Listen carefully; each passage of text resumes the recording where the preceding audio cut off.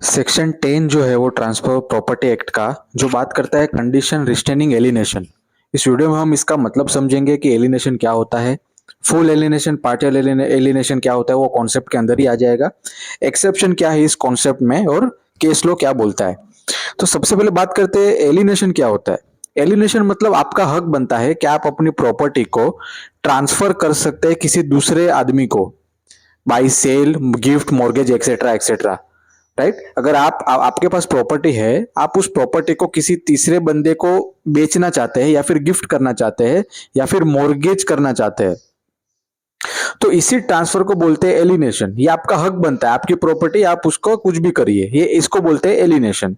Cell भी कर सकते हैं, गिफ्ट भी कर सकते हैं, मॉर्गेज भी कर सकते हैं। अब बात करते हैं कंडीशन रिस्ट्रेनिंग एलिनेशन का मतलब क्या होता है। यानी कि कंडीशन रिस्ट्रेनिंग यानी कि ऐसी कंडीशन जो आपको रिस्ट्रिक्ट करती है एलिनेशन करने से। अभी एलिनेशन क्या होता है? ट्रांसफर करने से। तो ऐसी कंडीशन जो आपको रिस्ट्रिक्ट करती है प्रॉपर्टी को ट्रांसफर करने से, उसी को बोलते हैं कंडीशन रिस्ट्रेनिंग एलिनेशन। यानी कि आपको रोकती है कि आप गिफ्ट, सेल या जो भी मॉर्गेज है वो आप ट्रांसफर मत करिए। इसी चीज को बोलते हैं कंडीशन रिस्ट्रेनिंग एलिनेशन। अब बात करते हैं जो एक्चुअल सेक्शन 10 है वो क्या बोलता है। देखिए, if a person transfers property to someone but adds a condition that completely stops the new owner from selling और giving it to someone, that condition is void। अभी मैं आपको प्रॉपर्टी बेच देता हूं, अब आप उस प्रॉपर्टी के मालिक बन गए। मैं उस आपके ऊपर ऐसी कंडीशन रखता हूं कि जैसे फॉर एग्जांपल मैंने आपको प्रॉपर्टी बेच दी, मैंने बोल दिया कि भाई आप किसी तीसरे को अपनी पूरी जिंदगी में कभी बेच ही नहीं पाओगे, ऐसी कंडीशन रख दी। तो आप प्रॉपर्टी के मालिक को फिर भी आप बेच नहीं पाओगे जिंदगी भर, तो ये कंडीशन जो है वो वॉइड होती है। ठीक है। Because the once the property is transfer the new owner should have full right to use और सेल। अभी प्रॉपर्टी मैंने आपको बेच दिया, आप उस प्रॉपर्टी के मालिक बन गए, तो आपका आपकी मर्जी, आप उस प्रॉपर्टी को तोड़ फोड़ कर दो या फिर खुद यूज करो या फिर दूसरे को सेल कर दो, ये आपका हक बनता है।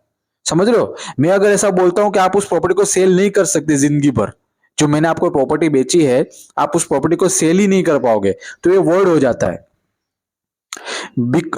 अभी जैसे मैं एग्जांपल देता हूं, Mister A transfers property to Mister B stating that Mister B can not sell that property to someone else, तो ये कंडीशन जो है वॉइड है। बराबर है। अब बात करते हैं एक्सेप्शन। देखिए, कंडीशन रिस्ट्रेनिंग एलिनेशन का मतलब क्या होता है कि जब मैं आपको प्रॉपर्टी बेचता हूं, तो ऐसी कोई कंडीशन नहीं लगा सकता जिससे आप उस प्रॉपर्टी को तीसरे बंदे को बेच ना पाए। राइट। आप उस प्रॉपर्टी के मालिक बन जाते हो, आपने मुझे प्रॉपर्टी के पैसे दे दिए, मैंने प्रॉपर्टी आपको बेच दी, फिर आपकी मर्जी, आप तोड़ो फोड़ो बेचो कुछ भी करो, मैं आपको रोक नहीं सकता हूं। ये कॉन्सेप्ट बोलता है सेक्शन 10 का। एक बार मैं मालिक, देखिए मैं प्रॉपर्टी आपको बेच दी, आप मालिक बन गए, तो आपकी मर्जी, आप कुछ भी करो प्रॉपर्टी का, मेरे मैं कौन होता हूं रोकने वाला। बराबर है। लेकिन इस सेक्शन 10 के कुछ एक्सेप्शन भी है जिसके हम बात करेंगे। सबसे पहले तो लीज के बारे में। देखिए, लीज मतलब क्या होता है। एक अभी जैसे मेरे पास प्रॉपर्टी है, मैंने आपको लीज पे दी है, यानी कि आप मेरी प्रॉपर्टी के ऊपर भाड़े पे रहते हो, तो मैं आपके ऊपर ऐसी कंडीशन रखूंगा कि आप जब तक उस प्रॉपर्टी पर रहते हो, आप वो प्रॉपर्टी किसी तीसरे तीसरे बंदे को यूज करने को नहीं दोगे।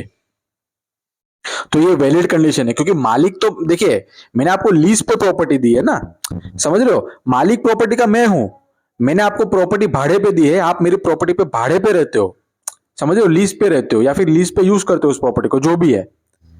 तो अगर मैं आपको एग्रीमेंट या फिर अगर मैं आपको बोल देता हूं कि भाई उस प्रॉपर्टी के ऊपर आप किसी तीसरे बंदे को नहीं लाओगे या फिर उस तीसरे बंदे को उस प्रॉपर्टी पे नहीं बुलाओगे, तो ये कंडीशन वैलिड है। समझ रहे हो? क्योंकि मालिक मैं हूं, मेरा राइट को मैं प्रोटेक्ट तो कर सकता हूं ना।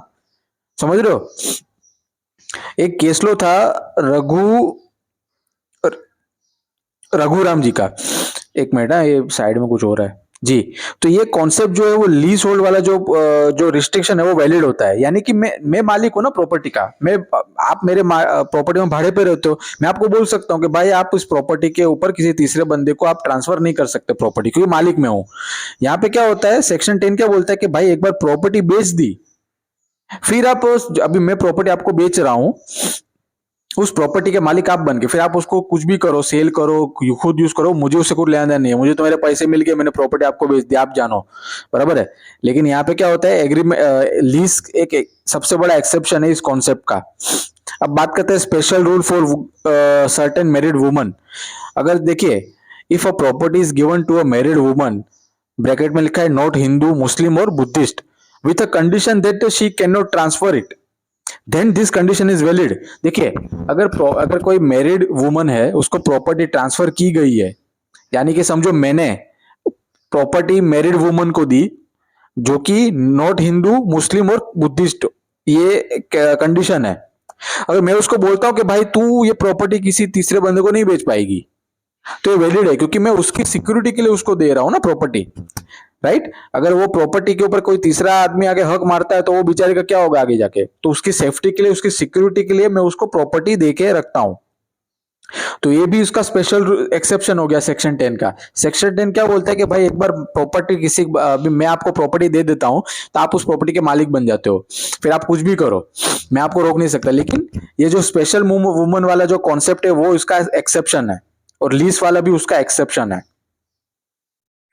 अब बात करते हैं टाइम बेस्ड रिस्ट्रिक्शन। देखिए, अभी समझो मैंने आपको प्रॉपर्टी बेची, और मैंने आपको बोला कि भाई आप उस प्रॉपर्टी को 3 साल तक किसी को नहीं बेच सकते, तो ये वैलिड कंडीशन है दोस्तों।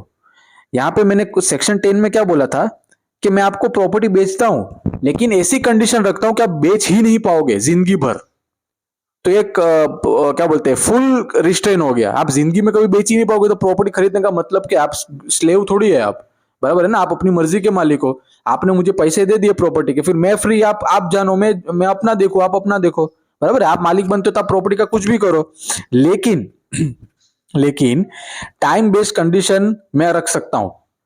पहले एग्जांपल में मैंने क्या बोला था कि आप जिंदगी भर नहीं बेच पाओगे, ये कंडीशन इनवैलिड है। लेकिन अगर मैं आपको ये बोलता हूं कि भाई आप अपनी प्रॉपर्टी को 3 साल तक नहीं बेच सकते किसी तीसरे बंदे को, तीसरे साल, 3 साल के बाद आप किसी को भी बेचो, मेरे को कोई मतलब नहीं है। लेकिन मैं आपको ऐसी कंडीशन पे रखता हूं कि भाई आप 3 साल, 1 2 3 होता है ना, तीन तीन 3 साल तक नहीं बेच सकते, तो ये कंडीशन वैलिड है। लेकिन हाँ, कभी कभी ऐसा भी होता है, थोड़ा प्रैक्टिकल भी सोचना पड़ता है। अगर मैं आपको ऐसा बोलता हूं कि भाई आप 50 साल तक प्रॉपर्टी बेच नहीं पाओगे, तो ये तो 50 साल मतलब वो लाइफ टाइम ही हो गया ना। आज के तारीख में आदमी 80 साल जीता है, जब वो प्रॉपर्टी खरीदेगा तो कम से कम 30 साल का तो होगा।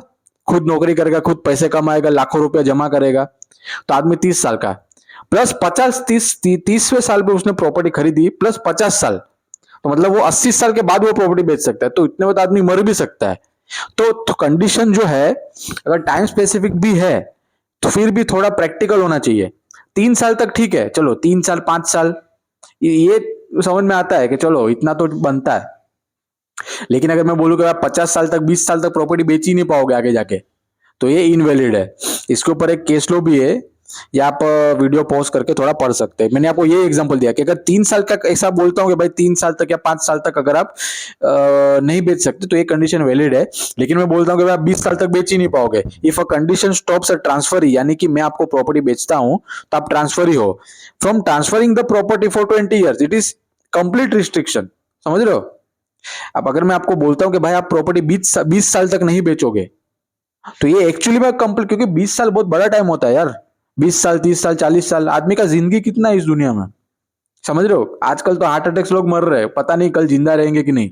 तो 20 साल तो भाई ऑलमोस्ट लाइफ टाइम ही हो गया, समझ रहे हो? तो ये परमानेंट रिस्ट्रिक्शन हो गया, कंप्लीट रिस्ट्रिक्शन, तो ये वर्ल्ड माना जाता है। लेकिन हाँ, 3 साल 5 साल समझ में आता है कि चलो इतना तो रिस्ट्रिक्शन आप लगा सकते हो, इसमें कोई प्रॉब्लम नहीं है। तो 3 साल वाला वैलिड है, 20 साल वाला इनवैलिड है। Restriction to a specific group, ये वैलिड है। देखिए, अगर मैं आपको प्रॉपर्टी बेचता हूं, आप समझो आप मेरे भाई है, मैंने अपनी प्रॉपर्टी आपको बेच दी, और एक कंडीशन रखी कि अगर आपको ये प्रॉपर्टी बेचनी है तो आप फैमिली मेंबर के अंदर ही बेचोगे, तो ये भी वैलिड कंडीशन है। समझ रहे हो? ये वैलिड इसलिए क्योंकि आपको मैं कंप्लीटली रिस्ट्रेन नहीं कर रहा हूं ना, आपको मैं थोड़ा फ्रीडम तो दे रहा हूं, प्रॉपर्टी बेचो, लेकिन फैमिली के अंदर ही बेचना। यहां पे क्या होता है, सेक्शन 10 में अगर मैं ऐसा करता हूं कि मैं आपको जिंदगी भर प्रॉपर्टी बेचने का परमिशन ही नहीं देता, मैं बोलता हूं कि आप मैंने आपको प्रॉपर्टी बेची, मैंने आपको बोला कि आप जिंदगी भर कभी प्रॉपर्टी बेच ही नहीं पाओगे, तो एक कंप्लीट रिस्ट्रिक्शन है, इसको वर्ड माना जाता है। लेकिन हाँ, लीज में हो सकता है, क्योंकि लीज में तो मकान मालिक में हूं ना, आप भाड़े पे रहते हो, समझ रहे हो? तो भाड़े पे तो मैं अपना मकान मालिक होकर प्रॉपर्टी का राइट मेरे पास ही है, तो मैं आपको बोलूंगा आप प्रॉपर्टी कभी नहीं बेच पाओगे, तो वो चलता है, क्योंकि आप भाड़े पे रहते हो, आप मालिक नहीं हो प्रॉपर्टी के। दूसरा है वुमन का जो रूल है, वो भी मैंने आपको बता दिया। और टाइम बेस्ड, अगर मैं आपको ऐसा, अगर मैं अपनी प्रॉपर्टी आपको बेचता हूं, समझो 3 साल प्रॉपर्टी बेच दी और मैंने आपको बोला कि भाई 3 साल तक आप प्रॉपर्टी नहीं बेच पाओगे, तो ऐसा कंडीशन वैलिड माना जाता है, क्योंकि मैं आपको कंप्लीटली रिस्टेन नहीं कर रहा हूं। समझ रहे हो? 3 साल बाद आप फ्री हो, प्रॉपर्टी बेच दो किसी को, या फिर गिफ्ट कर दो, मॉर्गेज कर दो, आपकी मर्जी, आप मालिक हो प्रॉपर्टी के। 3 साल के बाद आप कुछ भी करो, लेकिन मैं आपको बोलता कि भाई आप 20 साल तक कुछ नहीं कर पाओगे, तो 20 साल टेक्निकली वो परमानेंट ही हो गया। 20 साल मतलब बहुत बड़ा टाइम होता है भाई, उसके बच्चे के बच्चे आ गए होंगे 20 साल में, समझ रहे हो? तो 20 साल वाला जो कंडीशन है वो वॉइड माना जाता है। अब बात करते हैं group restriction to a specific group, ये भी वैलिड है। ये मैंने आपको फैमिली वाला एग्जांपल दिया। अगर आप मेरे भाई है, मैंने आपको प्रॉपर्टी बेच दी, और मैंने आपको ये बोला कि भविष्य में अगर आपको, यानी कि फ्यूचर में आपको प्रॉपर्टी बेचनी है, तो आपको फैमिली के अंदर ही बेचनी पड़ेगी, चाहे वो लेडीज हो या जेंट्स हो, लेकिन फैमिली के अंदर का होना चाहिए कोई। तो ये वैलिड है, क्योंकि मैं आपको परमानेंट रिस्ट्रिक्शन नहीं दे रहा, कंप्लीट रिस्ट्रिक्शन नहीं दे रहा। समझ रहे हो? आप बेच सकते हो लेकिन फैमिली के अंदर, तो ये भी वैलिड है। समझ रहे हो? ये जो टाइम वाला मैंने आपको बताया 3 साल, वो वाला वैलिड, लेकिन 20 साल वाला वैलिड नहीं है। मैं आपको रिपीट इसलिए कर रहा हूं ताकि आपको याद रह जाए। वुमन वाला मैंने आपको बताया कि अगर मैं आपको उसको बोलता हूँ कि भाई ये प्रॉपर्टी तो नहीं बेच पाएगी, क्योंकि उसकी सिक्योरिटी का मेरे को टेंशन है, उसके भविष्य में फाइनेंशियल स्ट्रगल क्या होगा पता नहीं, एटलीस्ट एक प्रॉपर्टी देगी तो रह तो पाएगी उधर। समझ रहे हो? और ये लीज, मालिक मैं हूं, मकान मालिक, आपको मैंने भाड़े पे दिया, आप मेरे प्रॉपर्टी में भाड़े पे रहते हो, तो मैं जो कंडीशन होगा वही आपको मानना पड़ेगा ना। अब मैं आपको बोलूंगा कि आप प्रॉपर्टी किसी तीसरे बंदे को भाड़े पे नहीं दे सकते, तो नहीं देना पड़ेगा। अब बात करते हैं कोऑपरेटिव सोसाइटी। अगर आप किसी सोसाइटी में रहने जाते हो, आपने उस सोसाइटी में फ्लैट खरीद लिया, लेकिन सोसाइटी का ऐसा रूल है कि भाई अगर आपको फ्लैट भविष्य में बेचना है तो आप सोसाइटी के अंदर वाले लोगों को ही बेचना पड़ेगा, बाहर का कोई नहीं आना चाहिए। समझ रहे हो? तो ऐसी कंडीशन भी वैलिड है। A cooperative housing society has a rule that flats can be sold only to other society members, that is valid, क्योंकि मैं आपको कंप्लीट रिस्ट्रेन नहीं कर रहा हूं। समझ रहे हो? आपके पास राइट है, प्रॉपर्टी बेचो, मैं आपको कंप्लीटली थोड़ी रोक रहा हूं, तो ये इसलिए वैलिड है। तो इन शॉर्ट में इस वीडियो का जो एसेंस है वो मैं आपको बताता हूं। अगर कोई बंदा आपको कंप्लीटली रोक रहा है, अभी जैसे मैंने आपको प्रॉपर्टी बेची, मैं आपको जिंदगी भर के लिए कंडीशन रखता हूं कि आप बेच ही नहीं पाओगे, तो ये इनवैलिड कंडीशन है।